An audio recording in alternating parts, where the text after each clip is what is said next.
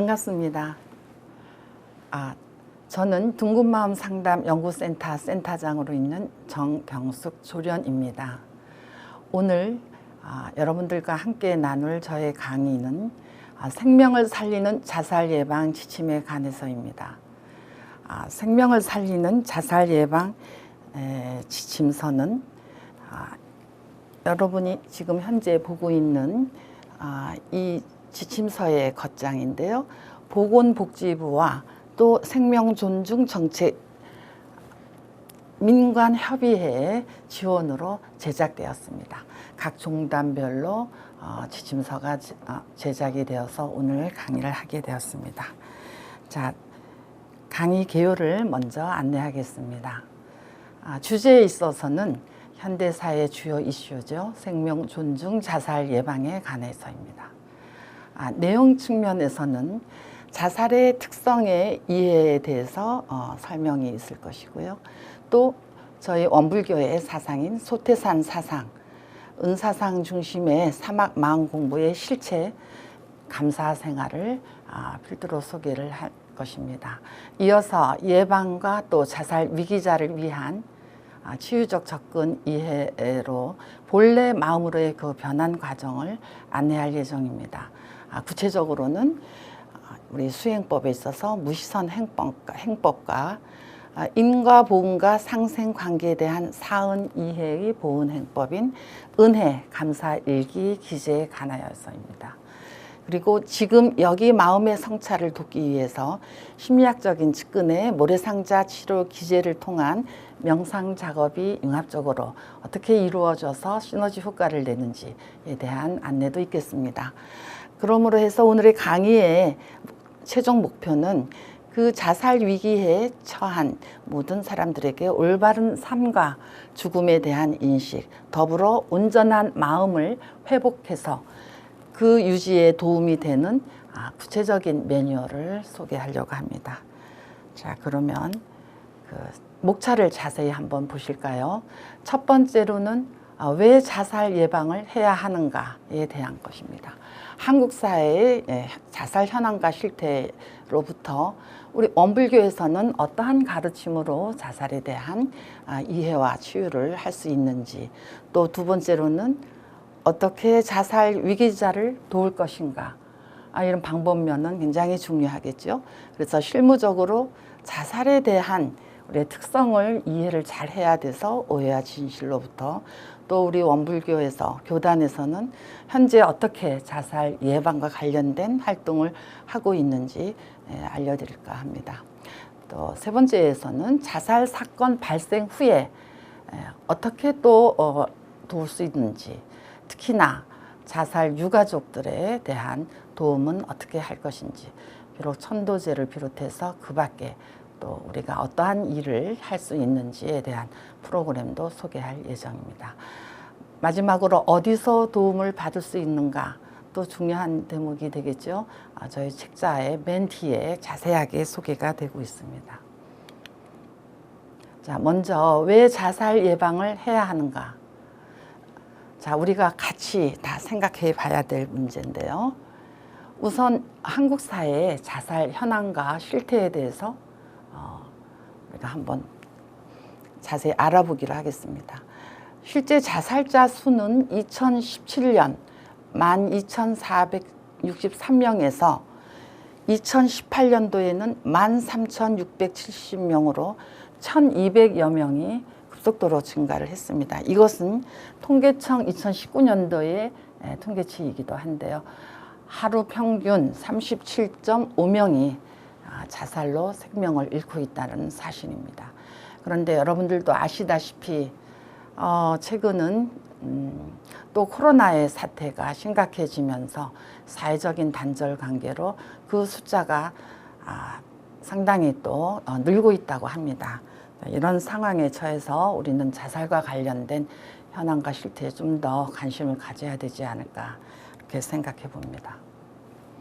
자, 그래서 이 자살자의 그 숫자를 조금 전에 밝혀드렸지만, 실제는 이 자살이 이루어지는 가운데 드러나는 이 숫자는 그 물밑에 또 이만큼의 피라밋과 같은 시도 준비자라고 할까요? 또 미확인된 어떤 자살자의 수, 또 치명적이진 않지만 자해 행위라든지 미수에 그친 자살 행동의 숫자도 만만치 않은 것입니다. 그리고 자살 생각에 늘 시달리는 또 그런 사람들, 그리고 그 자살을 치르고 난 뒤에 그 주변에 가족들이나 친지들의 영향을 받고 있는 다른 사람들의 숫자를 비교한다면 아마도 전 국민의 5.1%에 해당하는 작은 숫자가 아닌 이 자살의 실태를 현재 저희가 목격하고 있습니다.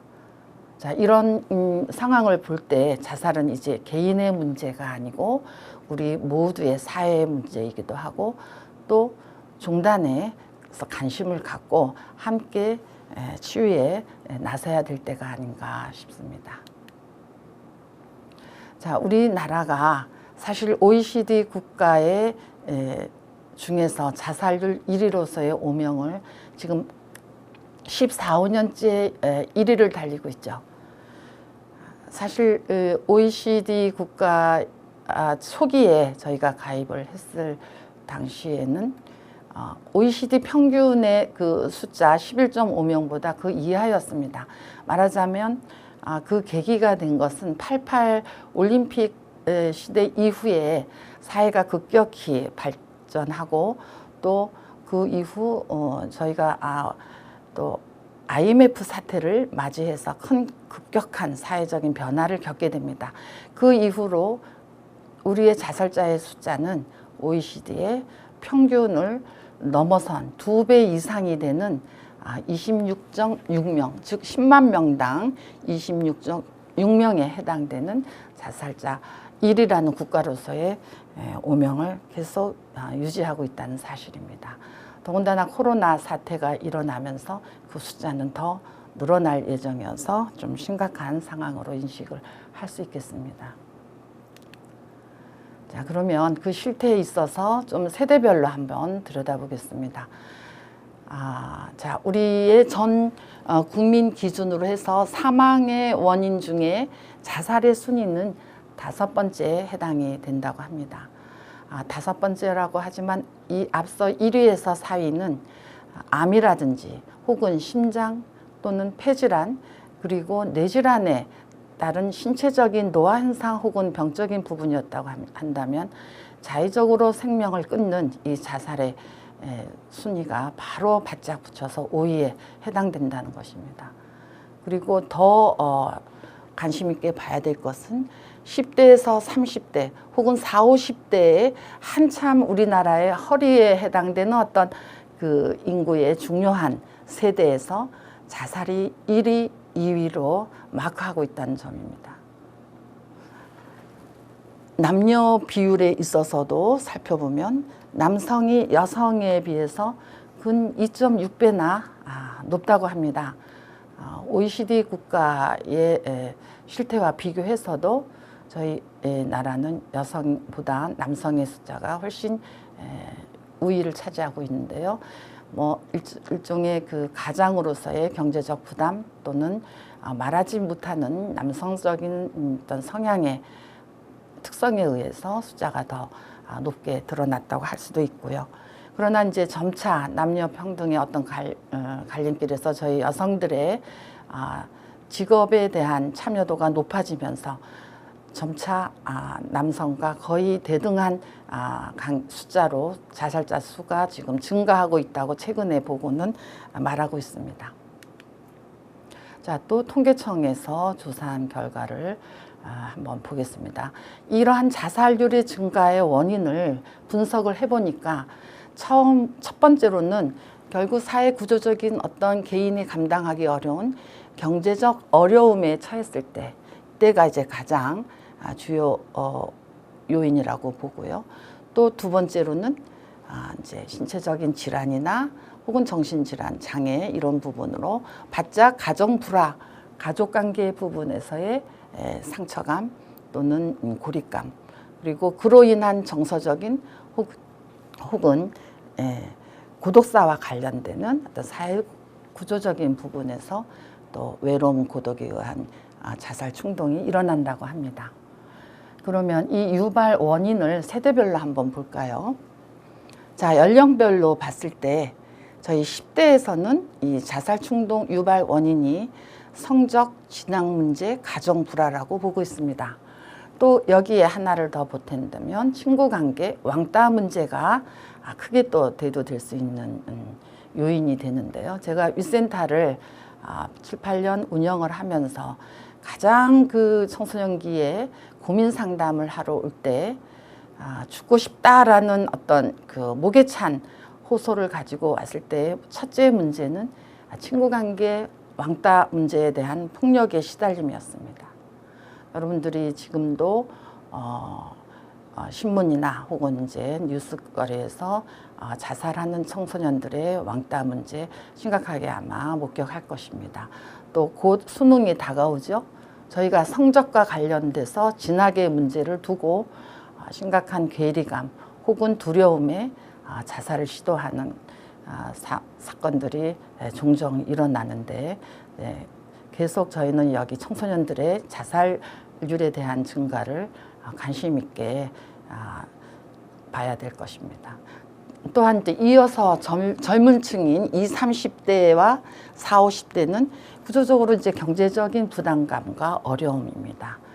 그리고 이제 이어서 직장 문제, 이직 문제, 또 40, 50대는 가장으로서 어떤 가정 불화, 이혼, 또 아이들의 가출 문제, 이러한 이제 가정적인 문제 어려움을 또 봉착해서 자살률이 증가한다고 하죠.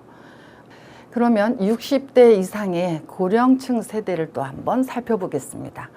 가장 그 질환 장애로 시달리는 많은 어려움을 겪는 60대 이상은 경제적 어려움과 더불어서 고독사에 시달리다 자살을 행위가 많이 일어난다고 합니다. 이런 부분은 대가족 제도에서 이제 1인 가구의 세대로 전환해 가면서 60대의 외로움과 고독함, 그리고 뒤에 따르는 경제적 어려움으로 인한 자살률이 증가가 되는 요인이 된다고 생각하겠습니다. 네. 자, 이렇게 한국 사회의 자살률의 증가 원인을 살펴보는 가운데 우리는 또 그 다른 요인을 한번 생각해 볼 필요가 있겠습니다. 예를 들어서 자살률의 증가는 개인적인 그 세대 간의 세대별로의 개인적인 어려움에 넘어서서 생명 경시의 풍조 사회가 되었다라는 것입니다. 이러한 부분은 사실 어디에서 시작이 되냐면 지나친 개인적인 경쟁과 성취지향적인 사회 구조, 그로 인해서 급격한 사회 변화가 현재 일어나고 있죠. 그 다음에 그 부분은 또한 공동체 의식, 가족 체계의 약화, 1인 가구화 혹은 결혼에 대한 부분의 비혼 가구의 증가, 이런 부분들이 쌓여서 자살률 급증의 원인이 또 된다고 보겠습니다. 이러한 부분의 자살률 급증은 내면의 어떤 정신질환의 증가를 또 함께 불러일으킨다고 하겠습니다. 자, 증가 원인을 좀 더 구체적으로 한번 보겠습니다. 개인적인 요인뿐만이 아니라 사회 문화적인 요인에서 다차원적인 요인으로 좀 더 들어가 보면요. 급격한 사회 변화는 사실 극단적 개인주의는 사회적인 유대를 단절시키죠. 그리고 그로 인해서 소외감이, 고독감이 증대됩니다. 또한 이 소외감과 단절, 고독감이 증가될 경우에 개인적 가치관의 혼란을 일으키게 됩니다. 물질 만능주의로 인한 어떤 그 생명 경시 풍조는 지나친 경쟁과 성취 중시의 어떤 그 상대적인 개인적 박탈감으로 인해서 상처감은 묻지마 폭력으로 이어지기도 하고요. 급기야는 자기 자신을 살인하는 자살로도 이어진다는 겁니다. 가치관의 이제 혼란에 이어서 그 부분의 노이로제와 관련된 신경성 질환들이 또 일어납니다. 이것은 이제 보편적으로 흔히 우리가 일반적으로 쉽게 얘기하는 우울하다, 우울증의 증세로 드러나서 이 자살률과는 상당히 깊은 정적 상관관계가 있어서 우울에 대한 사회적인 심리 치유적인 어떤 운동이 현재 일어날 듯도 합니다.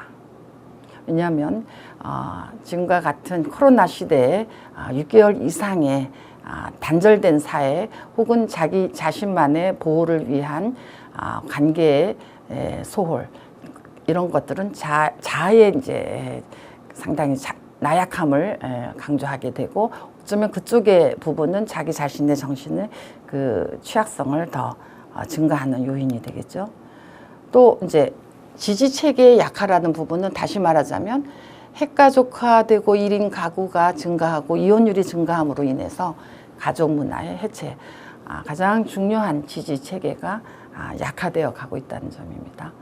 이제 이로 인해서 아까 정신적인 자아의 기능이 약화되고 우울증으로까지 변화한다고 한다면, 바로 자아 기능의 약화라는 이런 극단적인 선택으로 가기 직전에 자신의 부재, 자아감의 부재의 상태가 자살률 증가의 요인으로 말할 수 있겠습니다.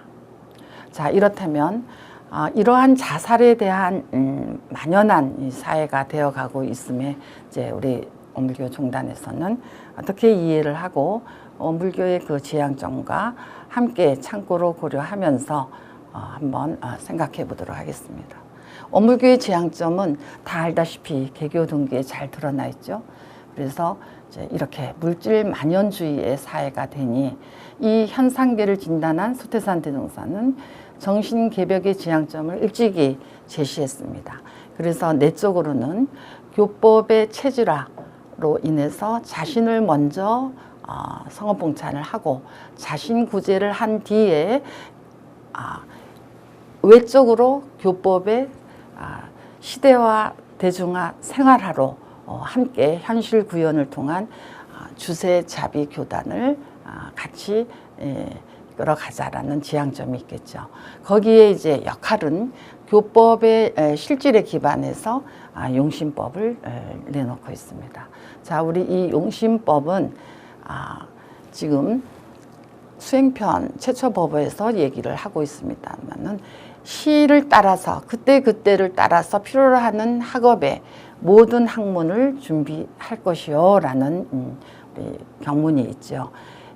바로 생명 존중, 자살의 위기에 처한 이 현대 사회에 대해서 우리는 이렇게 자살 예방을 위한 접근을 위한 어떤 학문적인 준비도 필요한 단계가 아닌가. 그래서 그 부분에 대한 새로운 교화법으로 교리와 상담의 특성의 융합적인 접근, 심리치료적인 접근의 한 교화 통로를 개발해야 되지 않는가 하는 게 저의 생각입니다. 자, 자살에 대해서는 원불교는 어떻게 이해를 하고 있을까요? 우리 선회록에서 이러한 좋은 얘기가 있죠. 살기를 좋아하는 사람이 죽어지는 이치는 알지 못하고, 자살을 도모하는 사람이 다시 사라지는 이치는 알지 못하나니 참으로 농판이다. 이렇게 대종사님은 말씀하셨고요. 바로 이러한 일은 과도한 탐진 치심에 의해서 자신의 권리 또는 기능을 무력화시키고, 또 그에 따른 이제 가패 신망이 따르고 분심초려, 자포자기, 염세, 이어서 신경쇠약, 실신에 이르다 보면 극도의 자신을 해하는 자살에까지 선택을 하게 된다고 요인을 밝히고 있습니다. 죽음은 끝이 아닌 업보에 따른 생사순환의 고통스러운 윤회 과정임을 우리 천도품에서는 밝히고 있죠. 그래서 저희는 영가를 위한 천도제를 지내주고 그에 따른 엄력 소멸을 기원하고요. 해탈 전도를 기원하는 천도제를 치르고 있습니다. 또한 이제 그 자살자뿐이 아니라 남겨진 유가족에 대한 어떤 그런 예방 치유에 대한 부분으로도 저희는 마음 공부와 은혜 상담적 접근에서 프로그래밍하고 있습니다. 자, 원불교가 얘기하는 생명관은 무엇일까요? 다 아시다시피 소태산 사상으로 보면 우주 삼라 만상 현상이 하나의 생명으로 영기적 고리로 연결되어 있음을 강조하고 있습니다. 즉 연기적 사상에 바탕하고 있기 때문에 자살의 풍조나 생명 경시 사상은 본래 삼라만상 모두가 나의 생명이다. 또 죽이고 버려야 할 생명은 존재하지 않는다라는 이러한 점을 인식하지 못하고 간과해서 일어나는 현상이 아닌가. 이렇게 우리 원불교의 생명관 중심으로 이해를 할 수 있겠습니다. 그러므로 해서 우리 예방운동은 공존과 상생 그리고 나눔을 통한 서로를 이롭게 하는 자리이타 정신으로 은혜를 발견해서 그것에 따른 감사행, 보은행을 실천할 그런 절실한 시점이 지금이 아닌가. 그리고 생명과 자살에 대해서 예방을 할 수 있는 원불교적인 가르침의 실천이 아닌가 이렇게 봅니다. 생사간에 이어서도 마찬가지 원리가 되죠. 생은 사의 근본이요, 사는 생의 근본이란 이치가 천도품에서 얘기를 하고 있습니다. 사의 세계에서의 영혼 불멸성을 언급하는 데 있어서도 우리는 죽어도 그 혼이요, 살아도 그 혼이건만 죽으면 저 세상이라고 하고 살았을 때는 이승이라고 하나니 또 그리고 아는 사람은 인생의 생로병사가 마치 추나추동이 사시가 바뀌는 것 같고 전생과 이생이 마치 건연과 금연과 같다라고 인간의 삶과 죽음을 동일한 자연의 흐름선상에서 이해를 하도록 하고 있습니다. 이러한 이제 생과 사가 둘이 아닌 이런 연장선상에서 고려해 볼 때 죽음을 통해서 어떤 고통스러운 현생의 생을 마감하겠다는 자살 시도는 매우 안타까운 일이 아닐 수 없습니다. 자, 그러면 우리가 자살 예방에 대해서 우리 원불교의 소태산 사상으로 시적절한 어떤 상담적 접근을 한번 시도해 보겠습니다. 사상적인 측면에서 은사상과 사막을 중심으로 얘기를 해보면요. 만물이 상생상하하는 관계작용의 원리를 우주구성 원리로 봄으로 해서 이론즉 사원이라고 얘기하고 있죠. 그래서 은으로서 현대인의 고통스러운 또 혼란스러운 마음을 온전하게 회복할 수 있다라고 가르치시고 있습니다. 그래서 사은을 인간의 삶의 지표로서 제시해 주시고 사막으로 인격을 수련의 지침으로 그렇게 해서 아주 그 생활상에서 사언사요 사막팔조의 그 물샐 틈 없는 용신법을 안내하고 계십니다. 만물을 상생상하로 조화 발전시키는 그 조화와 협력의 관점에서 볼 때 우주간, 세계간, 인류 인생간의 이러한 부분이 소태산 사상의 큰 흐름으로 자리하고 있죠. 또 상담적인 접근을 할 때 어떠한 이제 상담적 요소가 있을까 하고 살펴보면요. 첫째는 인간관과 세계관을 대표하는 사언관 이런 사상이 개념화되어 있고요. 둘째로는 상담 목적과 필요성에 따르는 개교 동기를 우리가 잘 이해하고 있습니다. 셋째로는 인간에 대한 행동의 측면의 어려움 또는 인지적 정서적 행동의 그 조절 문제를 심리적 관점에서 살펴볼 때 사막팔조와 사언 사요는 상당히 그 부분에 있어서 도움이 되는 상담적 구성 요소라고 할 수 있겠어요. 그리고 평가 척도도 정산종사 법업 원리편에 보면 견성 5단계 발달 측면도 언급할 수 하고 있고요. 또 법의 등급에 30계문도 있죠. 그 다음에 이제 상담자의 역할과 자세에 있어서는 선각자에 따른 일기감정법도 있고 또 선병자의의 개념으로 먼저 상담자 혹은 내담자를 위기자를 만나는 그 자신이 자기를 통찰하고 알아차림의 윤리를 잘 활용하면 되겠습니다. 그리고 대상의 적용 범주에 있어서도 세전을 잘 보면 예화에서도 표현되듯이 전 생애 주기 아동기서부터 노인기까지 모두 적용 가능하다고 보고 있습니다. 자, 그러면 그러한 그 마음의 갈등, 지금 자살 위기에 어떤 마음의 갈등이 있다. 그럴 때 문제 원리와 치유는 어떻게 할 수 있는가? 자, 일상생활에서의 그 원흉무해한 은혜를 발견하도록 돕고요. 자성자리를 회복해서 은혜 세상으로 인도하는 과정을 통해서 그 사원의 원리를 이해하면서 그 지은 보은행을 하게 하고, 그 부분의 내용적으로는 은혜 발견의 감사일기, 선명상 또는 경계 알아차림에 지은 보은행에 대한 자신을 성장시키는 이러한 요소들을 활용해서 치유할 수 있다는 점입니다.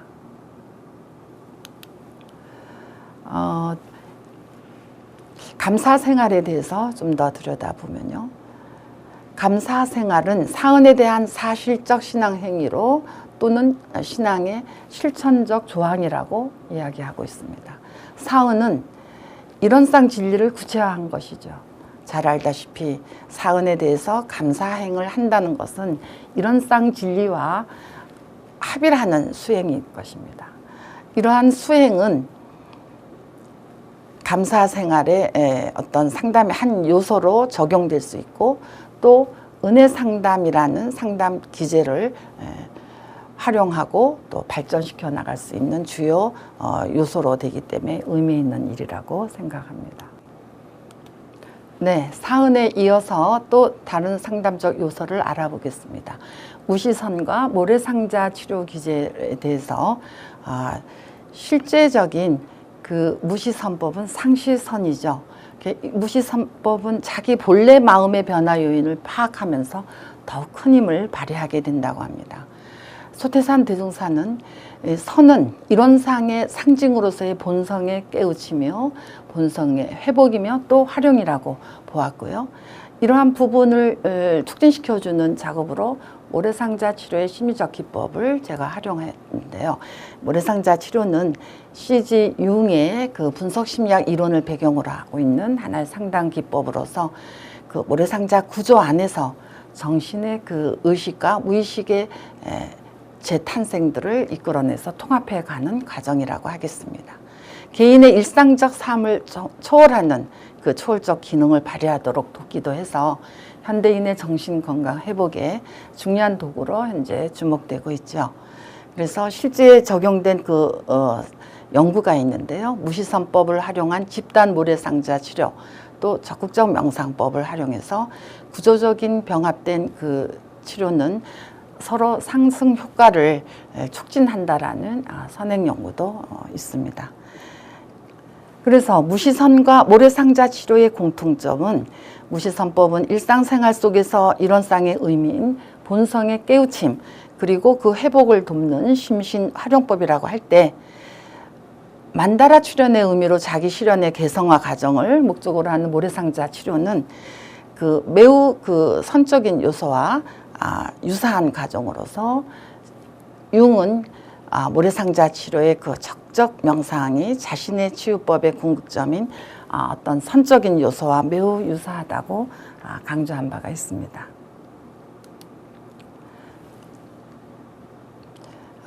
그러면 그 은사상에 바탕한 감사 생활의 구체적으로 그 기능적인 측면도 한번 살펴보겠습니다. 감사의 그 기능에 있어서는 정적 정서를 촉진시켜서 개인의 사고 행동의 그 레퍼토리를 아주 확장시켜줘서 신체, 심리, 지적, 사회적 자원을 강화시키는 기능이 있다고 합니다. 원불교의 그 실천 조항에서도 보면 사은에 대한 감사는 곧 일원상 진리와 합일하는 수행법이라고 하죠. 그래서 감사를 통해 서로 연결되어 하나됨을 경험을 할 때 영성적인 요소는 함양되고 또 표현하고 보은하는 행위를 촉진한다고 합니다. 이러한 그 감사의 행위는 원불교 100년 기념 성업회의 비전 발표에서도 이와 같이 얘기를 하고 있는데요. 긍정적인 세계관, 희망적인 인생관, 상생적인 윤리관, 상화적인 평화관을 가지고 우리 일상에서 겪는 천만 경계 속에서 항상 은혜를 발견하고 살아가는 모습으로 앞으로 가자라는 어떤 비전 제시를 감사와 관련해서, 은혜와 관련해서 이야기를 하고 있습니다. 이것이 감사의 기능의 대표적인 이야기입니다.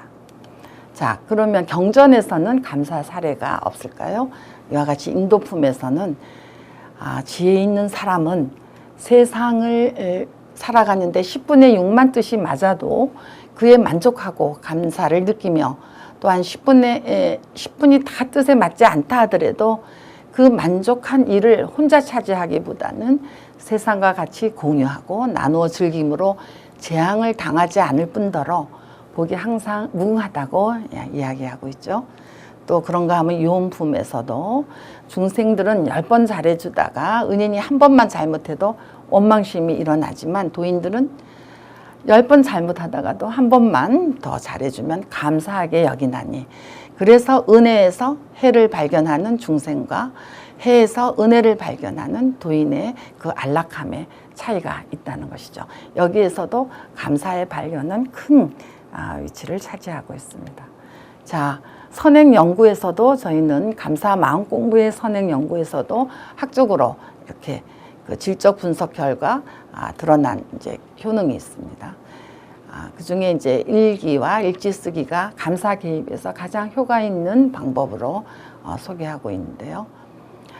영성 측면에서 그 분석 결과는 감사 일기와 일지를 씀으로 해서 사물과 사회와 환경이 자기 자신과 아주 서로 긴밀하게 연결되어 있음을 인지하고 그 소중함의 가치를 발견하게 된다는 점입니다. 무심코 상대하던 주변 사람이나 사물, 자연물까지도 아주 소중한 존재의 자각을 통해서 관심이 증가하고 자기 가치감이 증대된다는 것이죠. 그리고 또 정서적인 어떤 측면에서도 분석 결과 분노 조절의 측면이 상당히 정화된다는 부분입니다. 이러한 이제 서로 연결되어 있는 관계에 대한 이해와 소중함을 발견하게 되면 화낼 일도 감사하고, 또 감사를 생각으로 화를 멈추게 하는 그런 효과도 있어서 이성적인 사고에 의해서 사실 정서적인 어떤 그 요인들이 많이 전환이 된다는 겁니다. 그 밖에 이제 기타 효과에 있어서는 과제를 성실하게 이행할 수 있는 힘이 생기고, 또 스트레스도 해소되고요. 소중한 가치를 찾는 습관이 생기기도 한다고 합니다. 자, 이렇게 학적으로 연구된 부분들이 있는가 하면, 또 빈도에 있어서도 연구가 이루어졌는데요. 일주일에 한 번, 두세 번, 이것보다는 매일 쓴다고 할 때 정적인 정서 측면에서는 평균적으로 더 강력하다라고 얘기를 하고 있습니다. 또 구성 요소와 활동에 대해서 소개하는 그 연구 결과도 있는데요. 그 내용면에서 보면 일기를 어떤 대상에게 쓰느냐, 우선 자기 자신에게 감사할 수 있는 어떤 항목 발견을 한다거나, 또 자신이 속해 있는 가족 공동체의 어떤 구성원들에게, 부모도 될 수 있고요, 자녀도 될 수 있고, 또 자기가 아주 애장하는 소유물에 대해서도, 또 자연에 대해서도 그 문항을 정해서 한번 체크를 해봅니다. 그리고 감사 표현을 해보지 못한, 또 보내지지 않는 그런 편지를 통해서도 감사 표현을 한번 표출해보는 행위도 상당히 활동에 있어서 중요하게 긍정적인 효과가 있다고 했고요. 그래서 지금 여기에 이 순간에서 집중해서 감사 일기를 쓸 때 신체화의 그 어떤 증세들도 느끼고 기록을 통해서 객관화시켜서 고통을 겪던 어떤 신체적인 감각도 정화될 수 있다는 점이죠. 그래서 이제 운동도 하나의 그 감사 행위의 한 방법으로 실행도 하는데요. 숲길에 행선을 한다든지 자연의 고마움 속에서 행선을 통해서 느끼는 감정, 정서 혹은 기분, 또는 햇빛 속에서 선 요가를 할 때 그때 느끼는 그 몸의 느낌과 혹은 신체 자각의 상태, 이런 것들을 기록하고 객관화함으로 해가지고 궁극적으로는 뇌에서는 우리가 세로토닌이라는 호르몬이 분비가 되는데, 이러한 부분이 자신을 아주 긍정적인 정서로 전환시켜주고 또는 사고의 부정적인 사고에서 벗어날 수 있도록 돕는 어떤 구체적인 감사 행위의 한 요소들이 되겠습니다. 네, 다음은 선과 모래상자 치료의 공통점 그리고 치료 과정에 대한 이해 시간이 되겠습니다. 감사합니다.